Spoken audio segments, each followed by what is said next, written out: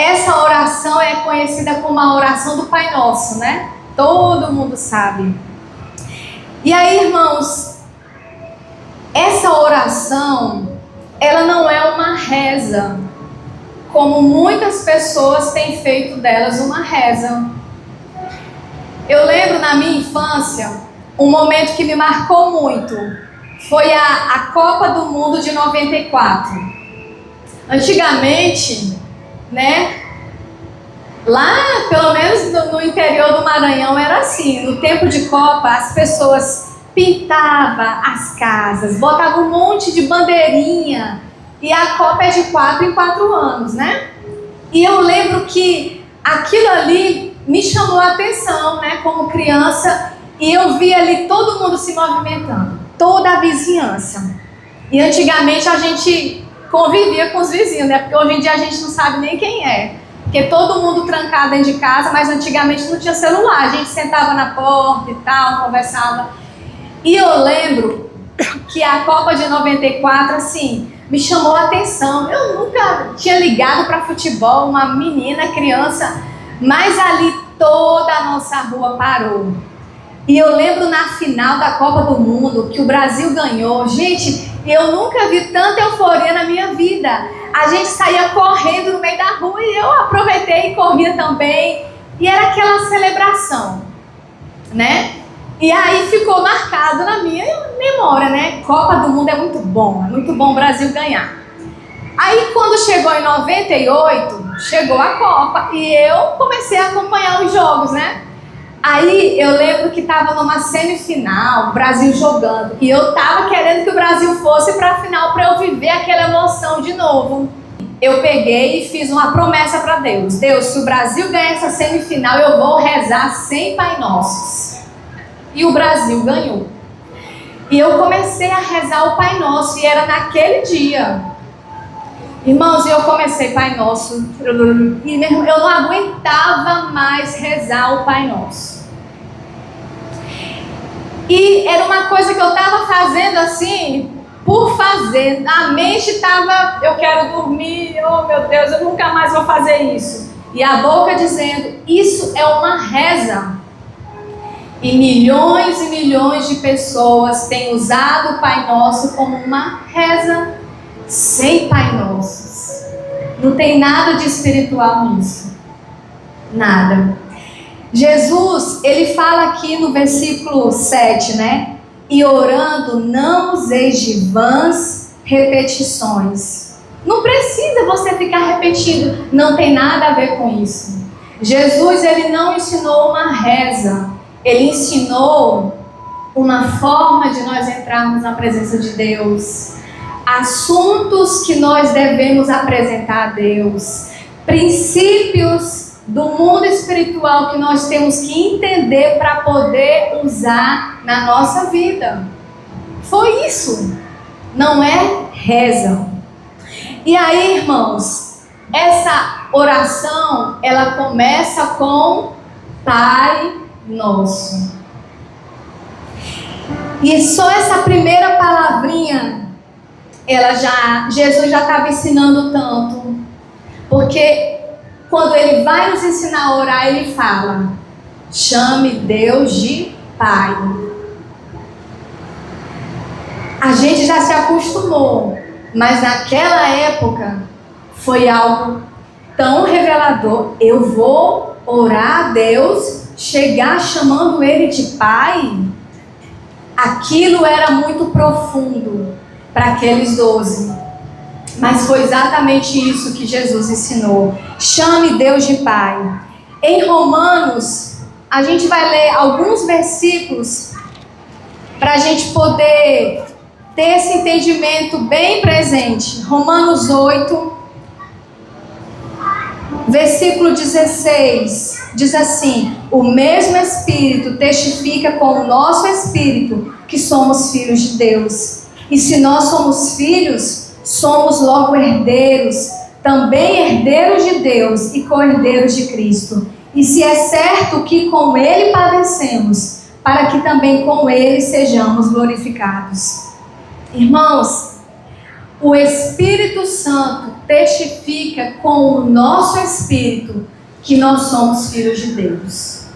E nada pode tirar esse título de nós. A Bíblia diz que pelo sacrifício de Jesus, Ele dá o poder de nós sermos feitos filhos de Deus. Filhos. Há um tempo atrás, eu não lembro exatamente quando, eu estava orando e aí, de repente, eu percebi que já fazia meses que eu não chamava Deus de Pai. Toda vez que eu ia orar, eu falava Senhor, Deus, Senhor, Deus. E naquele dia, eu percebi que eu não chamava mais Deus de Pai. Porque eu estava passando por uma coisa tão difícil que eu não estava mais me sentindo uma filha amada por Deus. E involuntariamente eu parei de chamar Deus de Pai. E naquele dia, o Espírito Santo me fez ver isso, perceber isso. E quando eu ia chamar Deus de Pai, doía um pouco, porque era tipo assim, eu estou chamando Ele de Pai, mas Ele não está me tratando como um pai. E às vezes, a gente não entende que Deus é Pai, ou a gente não está se sentindo filho, por diversos motivos. Mas Deus, Ele é Pai, nos dias bons e nos dias maus. Deus é Pai. E nós somos filhos. E Jesus falou, chegue na presença dele, chamando ele de Pai. Porque, com certeza, Deus quer ouvir isso. O Espírito Santo chega no meu espírito e testifica, agora você é filho. E isso nos dá o direito de herança. Então, irmãos, a forma de chegar diante de Deus é como filho. Em Hebreus, no capítulo 4, versículo 16, diz que nós temos que nos achegar, né, com confiança diante do trono. Com confiança. Que confiança é essa? Que tem uma aliança que faz esse Deus ser meu Pai. Eu preciso confiar na paternidade de Deus. Continuando na oração do Pai Nosso. Pai Nosso que estás no céu. É interessante Jesus falar isso, né? Pai Nosso que estás no céu. Todo mundo sabe que Deus está no céu. Mas quando Jesus fala isso, é para que você lembre que nas suas orações, você não vai ver Deus. Você vai ter que orar pela fé. É como a gente leu aquele versículo, né? Entra no teu quarto, tá só tu, sozinho ali.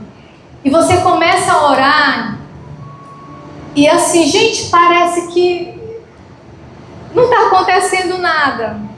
Quando a gente sente assim um fogo, alguma coisa, um arrepio, mas vai ter dias que você vai orar, que você não vai sentir nada e parece que a gente assim é meio doido, né? Orar parece que eu estou falando só, mas quando Jesus fala isso, Pai Nosso que estás no céu, Ele está dizendo, você não vai vê-lo porque Ele está no céu, mas você tem que ter certeza, creia que Ele está ouvindo suas orações. Você não está vendo e Ele não vai te responder, né? A resposta nesse miojo, em 3 minutos Deus responde.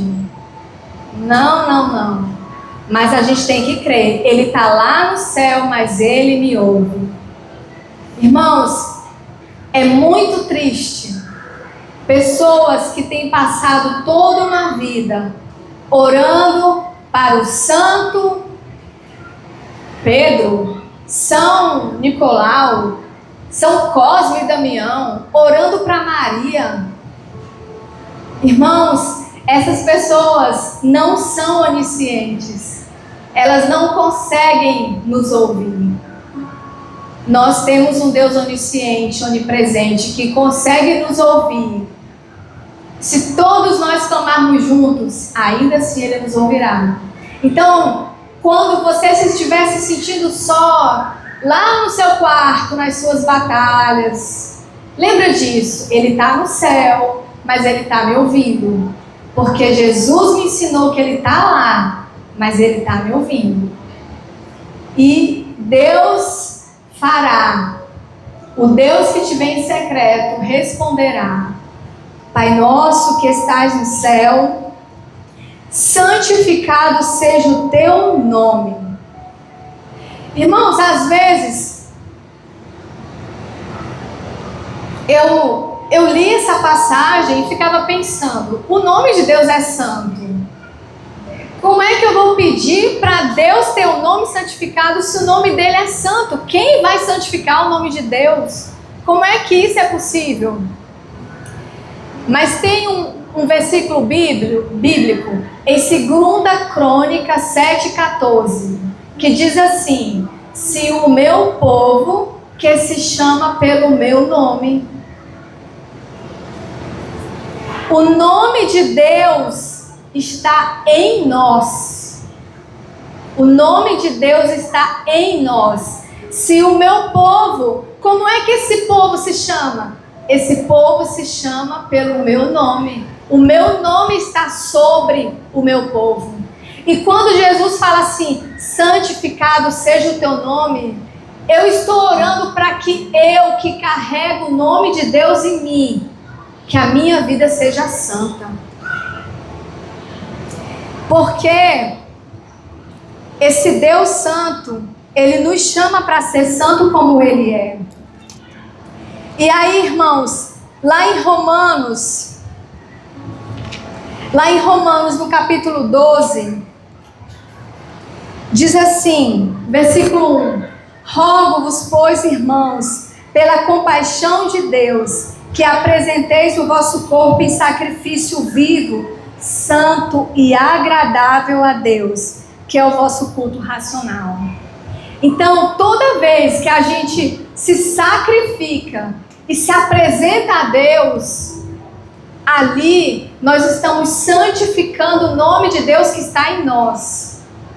Toda vez que a gente para, porque parar hoje em dia é um sacrifício.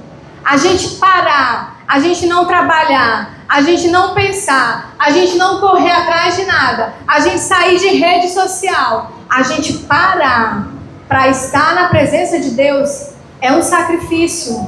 E nesse momento que eu me sacrifico, eu estou me santificando, eu estou santificando o nome de Deus. E aí, Pai nosso que estás no céu, santificado seja o teu nome. Venha a nós o teu reino e seja feita a tua vontade, assim na terra como no céu. Aí, irmãos, é o momento que a gente entrega o controle da nossa vida para Deus. O Rei é o Senhor. Deus, eu quero a tua vontade. E nesse versículo aqui de Romanos, a continuação dele é assim: e não vos conformeis com este mundo, mas transformai-vos pela renovação do vosso entendimento, para que experimenteis qual seja a boa, agradável e perfeita vontade de Deus. A gente não pode tomar a forma desse mundo.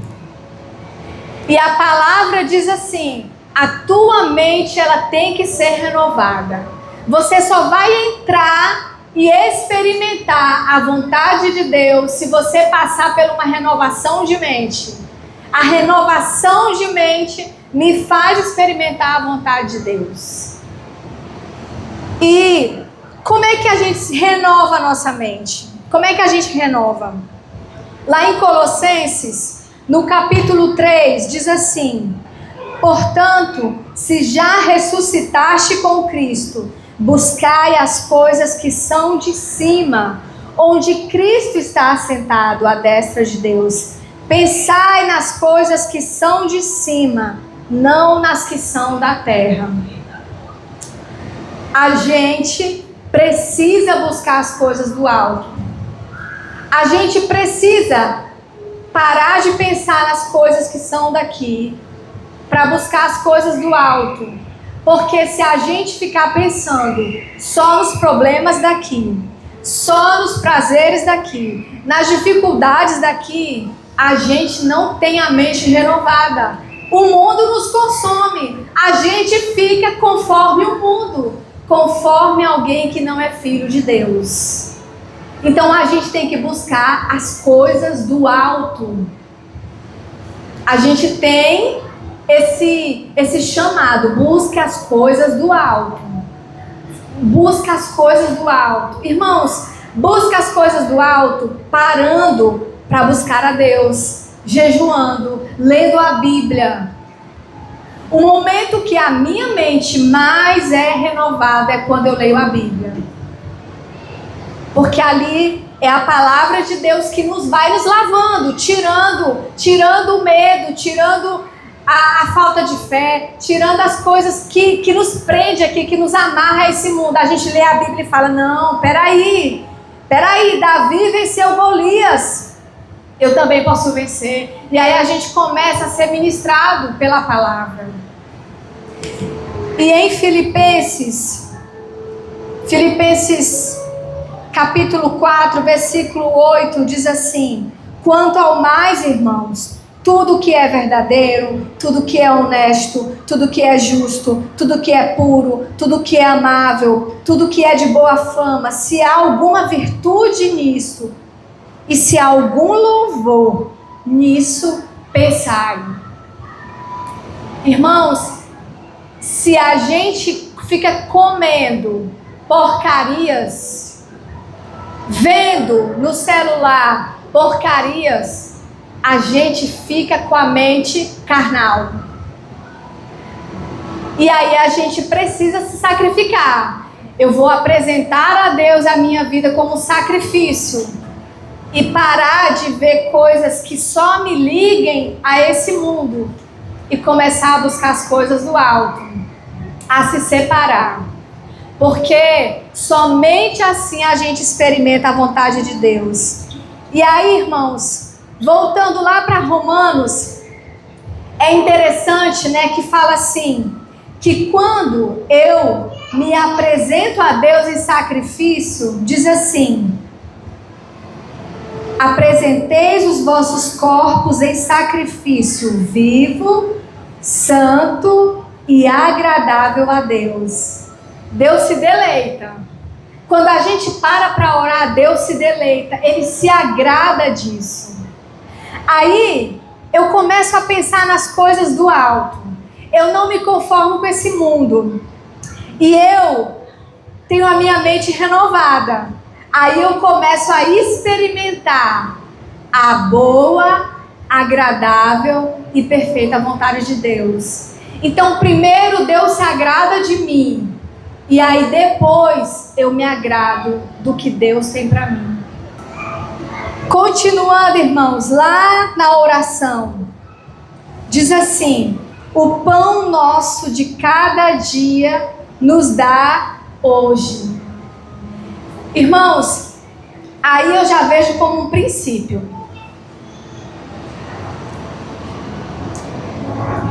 Lá no Salmo 139, versículo 4, diz assim: que a palavra, ela não chegou na minha boca, mas Deus já sabe o que eu vou falar. Então, Deus sabe e quer nos abençoar. Mas Jesus pega e fala assim: peça o teu pão. Peça pão para Deus. Eu vou traduzir esse pão como provisão. Peça bênção para Deus. Irmãos, isso aqui é um princípio. Às vezes a gente fala assim: Deus sabe o que eu preciso. Eu não vou ficar pedindo bênção para Deus, não.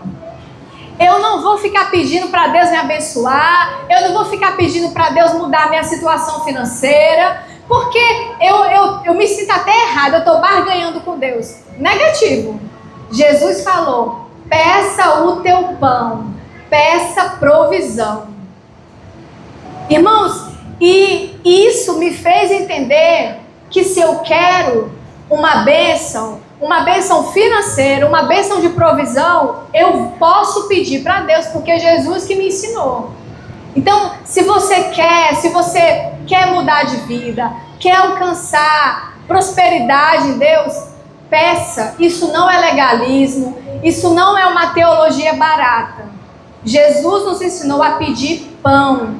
Pão é provisão. Não é que Deus vai todo dia te dar 5 pães para tu comer. Não é isso, irmãos. O pão é a provisão, é aquilo que você precisa para a sua vida. Então peça. E de quem que eu vou receber bênção? Da minha própria força? Do diabo eu não quero. Então eu vou pedir para Deus. Deus, eu quero isso. Eu quero. Então peça a Deus a provisão para a sua vida. Todos os dias. E aí entra um outro princípio. Jesus fala assim, né? O pão nosso de cada dia me dá hoje. Você não vai pedir o pão para a semana toda. Todo dia Ele quer que você peça. Mas quando Ele fala hoje, Ele está falando assim: eu quero você na minha presença todo dia. Todo dia Deus quer que a gente esteja na presença dEle. Deus, eu vim te buscar hoje.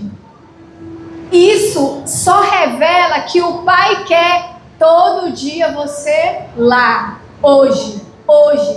Eu quero você todos os dias. Às vezes a gente vem domingo e tenta buscar Deus pela semana toda. Deus abençoa minha semana. Irmãos, amém. Mas a gente só está no domingo. E Deus, não. Eu quero que você esteja comigo todos os dias. Hoje, todos os dias. A gente precisa conquistar as coisas nesse lugar de oração. A gente precisa conquistar as coisas nesse lugar de oração. Todo dia a gente tem que conquistar, né? Me dá hoje. Gente, se a igreja, né, entendesse esse lugar de oração que Deus nos espera todo dia lá. Todo dia Deus nos espera. Ele é dono de todas as bênçãos. Ele sabe até o que a gente vai orar. Mas incrivelmente Deus espera que eu vá lá diante dele para falar com ele. Irmãos, Deus tem prazer nisso. A gente, sabe, às vezes eu fico pensando assim na grandeza de Deus. E eu fico assim: Deus, o que é que o Senhor tem ganhado em ter nos criado? O que é que Deus ganhou em ter nos criado? Parece que Deus só perdeu, a tal ponto de morrer por essa criação. E eu fico: Deus, o que é que o Senhor ganha? Qualquer coisa que a gente faça, o Senhor já tem.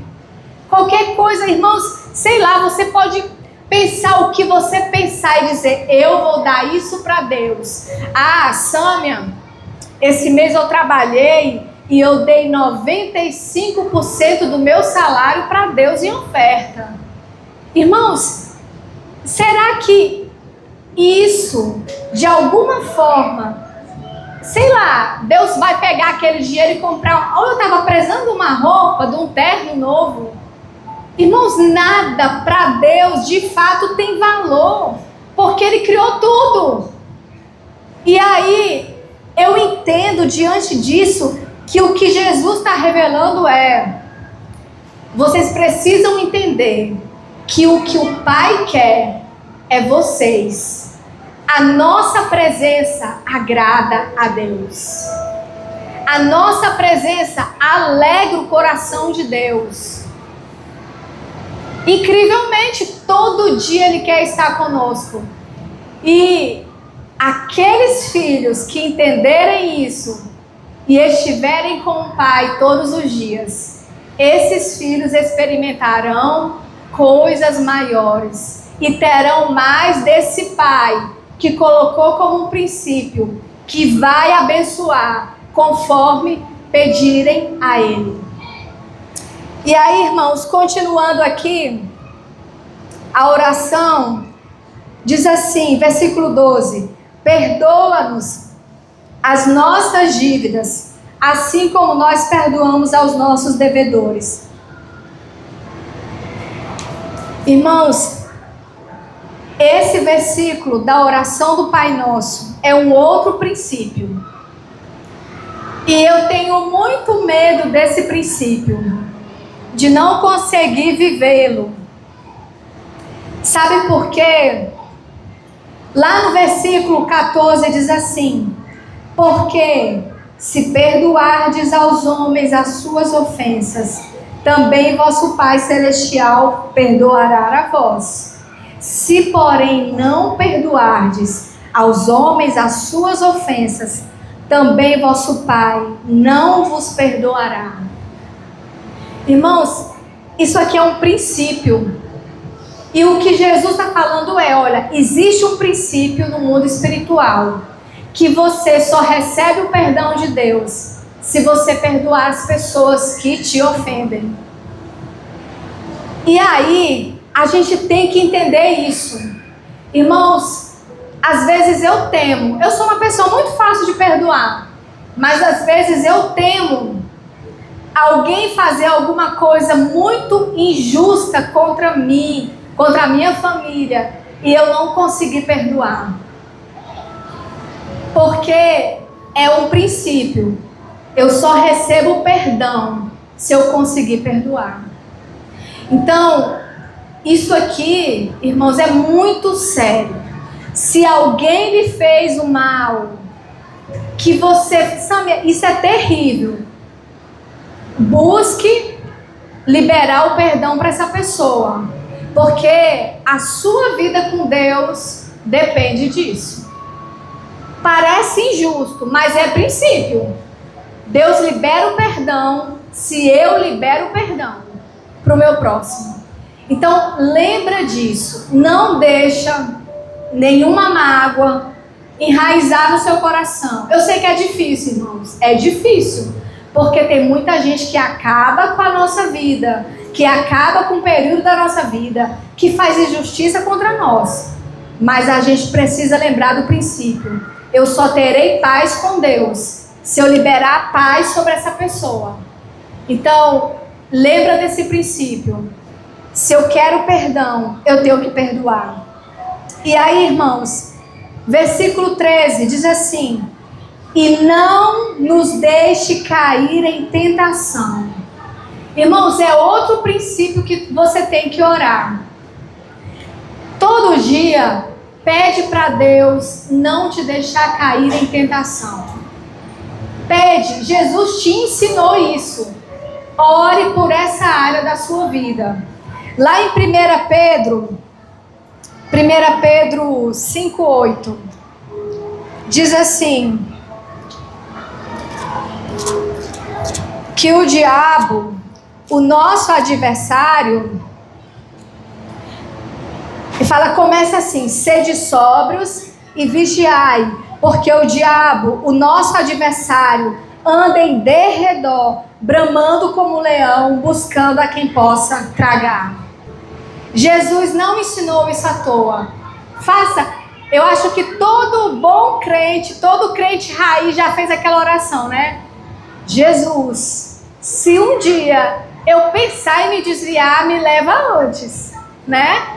Todo crente raiz faz essa oração. Então a gente tem que orar: Deus, não me deixa cair em tentação, não me deixa, Senhor, me afastar de Ti, não deixa esse mundo me derrubar, sabe? Ore por isso, porque o diabo está dia e noite ao nosso derredor, buscando uma brecha para nos tragar. Aí você, Sâmia, então o diabo é muito poderoso, Deus não me guarda, os anjos não me guardam? Irmãos, não é nada disso. Deus é poderoso para nos guardar. Mas eu devo pedir para Deus. Por quê? Porque Deus quer. Porque foi isso que Jesus nos ensinou. Talvez Ele colocou esse princípio só para tu ter mais um assunto para pedir para Ele. Deus, a gente não explica, a gente obedece. Se Jesus disse para a gente orar, para que a gente não caia em tentação, vamos orar. Ainda que você esteja dizendo, eu estou santa, muito santo, eu sou super crente. Ore para Deus te livrar das tentações, para a nossa carne não nos dominar. Porque foi isso que Jesus nos ensinou. E aí ele fala assim também, né? E livra-nos do mal. Irmãos, é uma outra oração que eu tenho colocado em prática na minha vida. Eu sempre peço, tenho um pedido a Deus: Senhor, livra-me do mal, livra-me de acidentes, livra-me de catástrofes. Sei lá, irmãos, a gente nunca tinha ouvido um tornado fazer aqui no Brasil o que foi feito ali, né? Então eu peço a Deus: Senhor, livra-me de catástrofes, livra-me de fenômenos naturais que possa querer vir sobre a nossa casa. O mundo está cheio de pessoas más. Então ore: Senhor, livra a minha família de todo o mal, de pessoas más. Livra o meu filho que está lá na escola. Ore por isso. Sâmia, parece falta de fé? Não é isso, entenda, é princípio. Jesus disse para a gente orar por essas coisas. Então ore. E ore para que os planos maus do inferno não prevaleçam contra a sua vida. Então, os acidentes, as coisas naturais desse mundo, é a maldade que há nas pessoas e a maldade que o inferno trama contra mim. Lembra quando Jesus falou para Pedro assim: Pedro, o diabo pediu para Ciro andar contigo, mas eu intercedi por ti. Então, ore: Senhor, qualquer coisa que o diabo esteja tramando contra mim, eu peço que o Senhor me guarde. Dê ordem aos teus anjos para me guardar. Irmãos, isso é princípio. E às vezes, não é todas as vezes, Deus tem propósito em tudo. Mas muitas vezes a gente é acometido de coisas porque a gente não ora por isso, sendo que Jesus nos ensinou a orar. Então ore, pedindo a Deus proteção. E aí, para finalizar, Jesus falou assim: porque teu é o reino e o poder e a glória para todos sempre. Amém.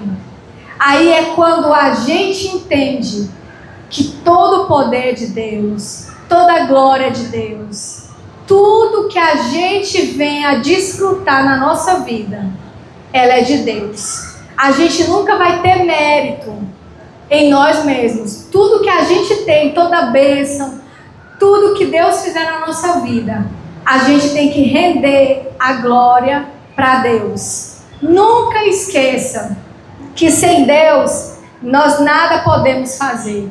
E toda a bênção que a gente desfruta é porque foi Ele que nos deu. Amém?